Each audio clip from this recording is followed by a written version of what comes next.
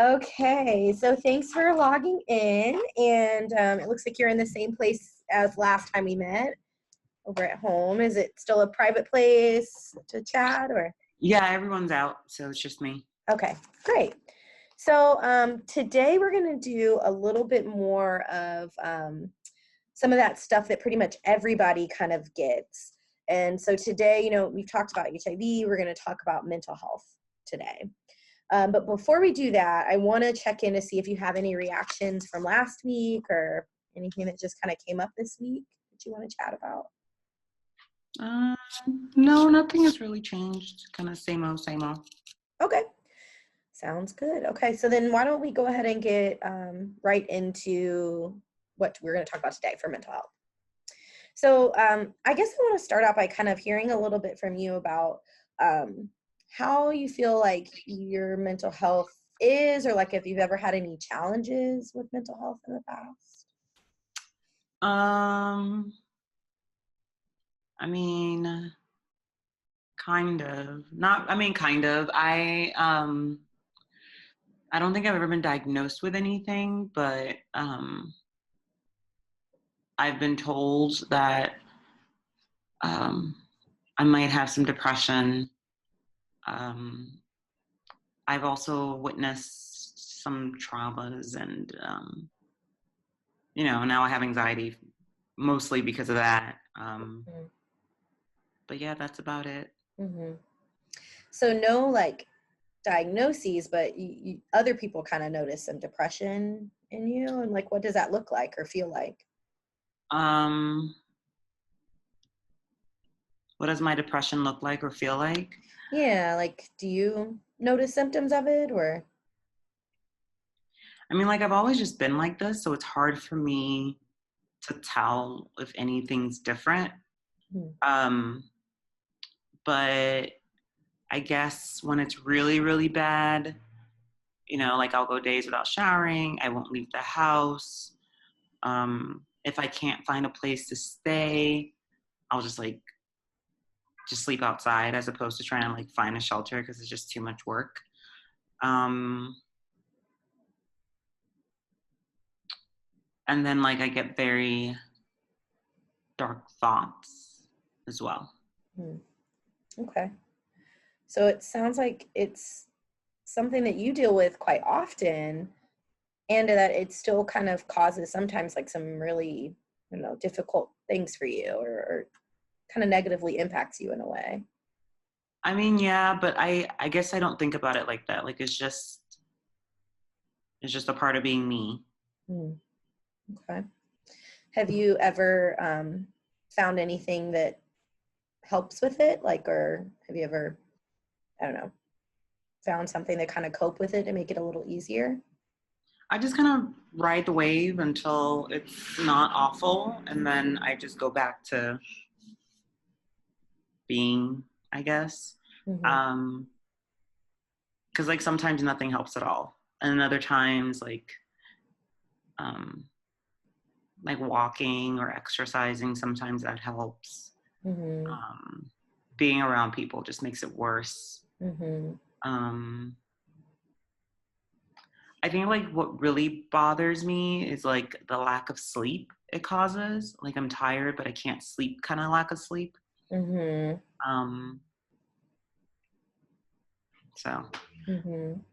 Can I ask, when it is pretty bad, how long does it take until you do use some of those things that have helped in the past, like walking or?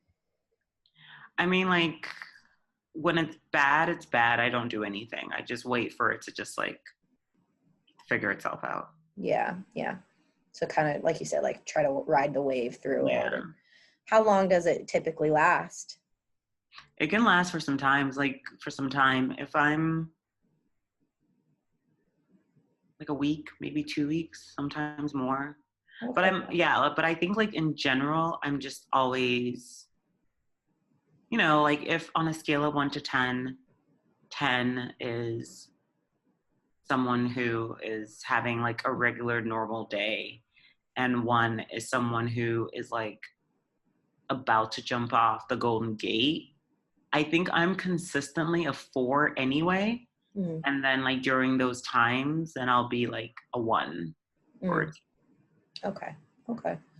So it's kind of like there's times that get worse, of course, but that you're never really at, like, would you want to be at a higher level, like more closer to a 10?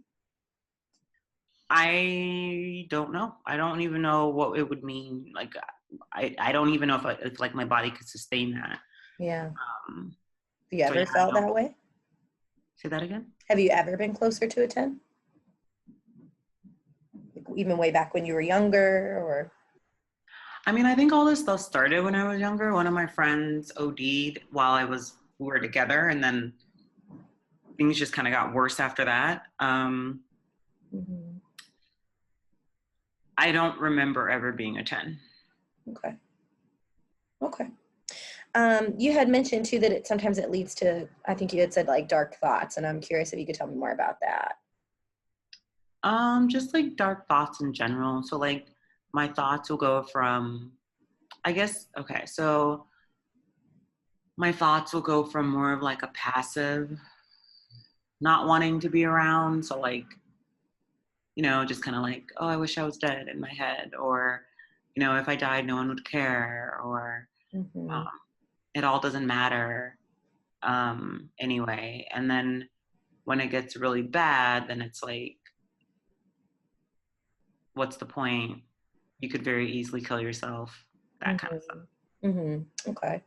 Have you, so it sounds like you've kind of thought about it before, but have you ever attempted to kill yourself? Um, have I? No, no, Okay. no. One of my friends,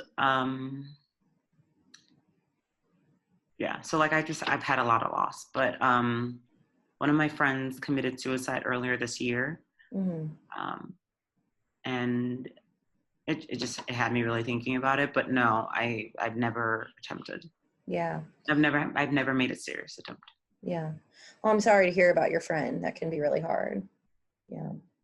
And, I'm curious, when's the last time you were even thinking about it? Was it that time around last year or more recently? I mean, those they just pop up. I would say last month, 2 months ago. Last month or 2 months ago. Okay. And so you had mentioned that they come and go and they're a part of this wave. And so I'm curious, like when you do have those kind of thoughts, what do you do? Like, how do you kind of let that wave pass as well?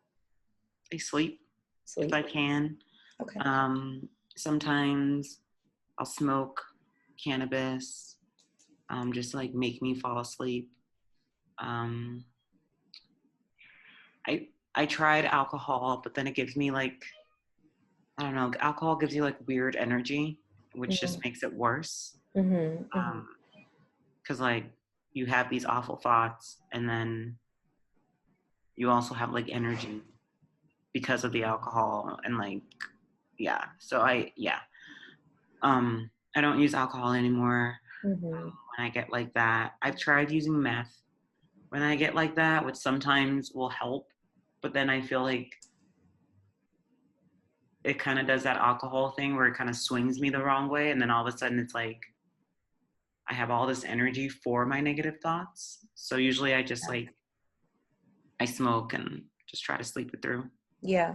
Okay. Well, I'm hoping that maybe when we get to the end of today that we might talk a little bit more about sleep, because it sounds like that's a big thing is, that this bothers you so much that you're not able to sleep and you're kind of trying to find different ways to sleep. I hear that that's a big barrier to feeling better generally. And I'm hoping too that we might talk a little bit about just some other things that, I don't know, if you're willing, there's some other resources I'd like to give you too about, what to do when you're not feeling so hot in this way. So, but I want to make sure to touch base on the stuff of like just feeling anxious about some of the things you felt in the past. Wanted to kind of acknowledge that. And I know that is pretty common with a lot of people that have done this program here too. And they kind of have similar experiences and yeah, that can be really hard. So I was wondering if we could chat a little bit about that. Yeah, I mean, I would, yeah. it doesn't seem like within my group of friends, like if I'm in a, if I'm like in a bad place, there's always someone else who's in a bad place. So it seems very common in my group of friends, I guess. Yeah. Yeah. And, I think that you mentioned that it kind of makes you anxious. I think that's a common kind of symptom too, of like feeling just kind of more anxiety than usual or than normal. Do you ever have other kind of things that go on? Like, I don't know, nightmares or anything like that? Feeling unsafe? I mean, when I lived in Atlanta more, it would. I think I felt those. There was just things that were more triggering, like, like I would see where I went to high school, or I would see where my friend and I used to, ditch school and go hang out and stuff like that. So I think it was just like being there, I would get more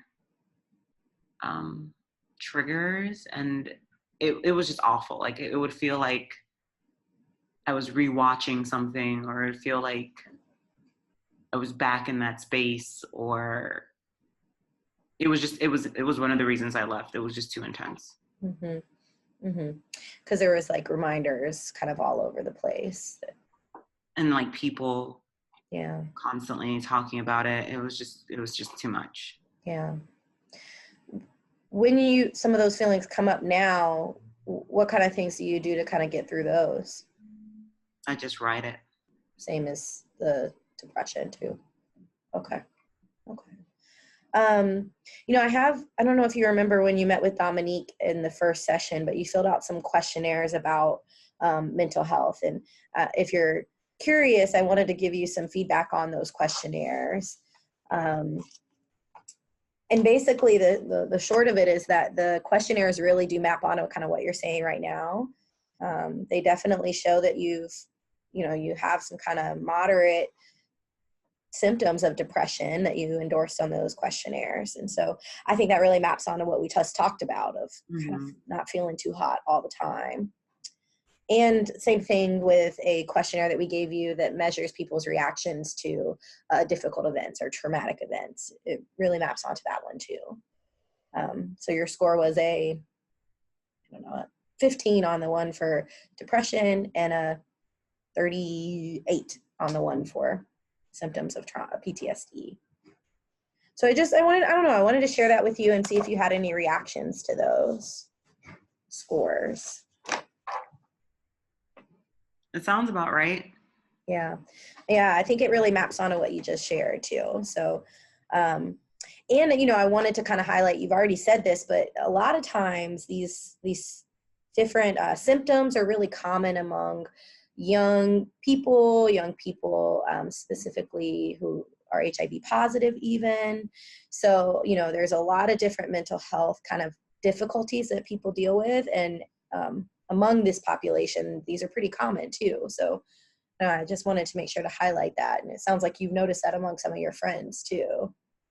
I mean, but all my friends are also like, running from something. So yeah, makes sense. Yeah. Well, and, I think that, as we mentioned earlier, I think we could use this time with really kind of figuring out what kind of changes would be helpful for you to make things a little easier, and how we can best, support you through the times we need to make those changes. So, like, I know you mentioned a few things, but like, what are some things that if they changed, like life would just be a little bit better or easier for you? Having a job, having my own housing. Yeah. I think those two things, maybe getting a higher degree, just like basic people stuff, I guess. Yeah, for sure. And you think those relate to your kind of mental health and well-being too? I mean, yeah, I'm constantly moving from someone's couch to someone else's couch to someone else's couch. So I think if I just had like a little bit of stability, have some income, I'm not constantly like begging for food or thinking about food. Yeah, make it easier. Yeah, I think that's a big point of like once you have a more sense of, like you said, stability, it makes things a lot easier. Just everyday kind of things, for sure. So I'll bookmark that one because I think that we should definitely spend some time chatting more about how I can best support you in getting some of those things met. And what about the sleep thing too? Like, would changes in that be helpful, or? I think if I had my own place, I would sleep better. I don't even know if that's true, but I don't know. Like I don't know. I've always had issues with sleep as a kid. Mm-hmm. I mean, as a kid, it was just like not safe to be asleep either. Like, so I've always had difficulty kind of like falling asleep and waking up while I'm, trying to sleep, or waking up too early to start my day. And then when I'm feeling down, all I want to do is sleep. Yeah. Yeah. And those things are probably kind of related in a way too, because if you're not getting really good sleep, it's hard to get out there and look for the housing or apply to the jobs or, go back to school because you're just kind of feeling so tired all the time. Yeah. Yeah.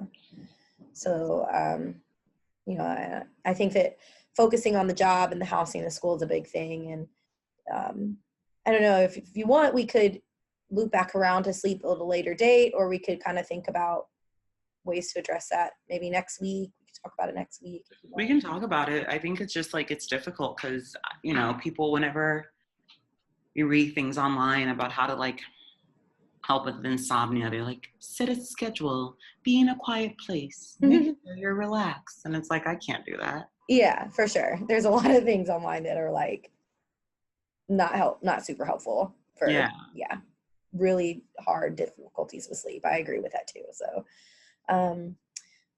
so what I think that I've written down, like, to focus on the job, housing, school stuff. And then I'm going to look into some resources for sleep as well, maybe more realistic ones that might help you. And maybe I'll send them to you through email after this, and then we can chat about them next week, maybe. Okay. All right. So as we wrap up today, I just want to touch base to see like how, I don't know, how you're feeling about today's session, and if you have any questions or concerns. No, I mean, I think today's session was good. Okay, cool. Any reactions to like talking about this kind of stuff, or? No, I don't think so. I mean, I'm probably gonna go to sleep after this, but no. I mean, I think it would be worse if maybe I was still in Atlanta and then I talked about this and then I'd like go out and see stuff, but I'm so far away. I'm not as bothered by it. That's good. So you have like an idea of kind of what you might do for the rest of the day to relax. Okay. Yeah.